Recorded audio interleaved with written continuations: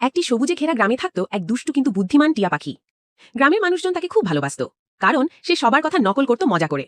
টিয়ার স্বপ্ন ছিল সবার প্রিয় হওয়ার পাশাপাশি নিজের মালিক ছোট্ট রাহুলকে সব সময় হাসাতে।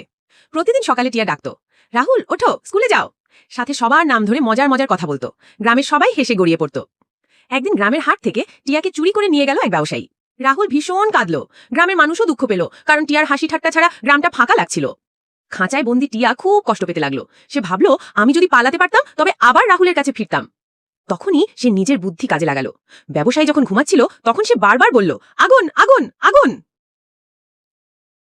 লোকজন ছুটে এলো। ভয় পেয়ে ব্যবসায়ী খাঁচা খুলে দিল। টিয়া তখন উড়ে গেল আকাশে। অবশেষে টিয়া গ্রামে ফিরে এলো। সবাই আনন্দে ভরে গেল। রাহুল টিয়াকে জড়িয়ে ধরে বলল, বন্ধুত্ব আর স্বাধীনতার মূল্য কখনো ভোলা যায় না।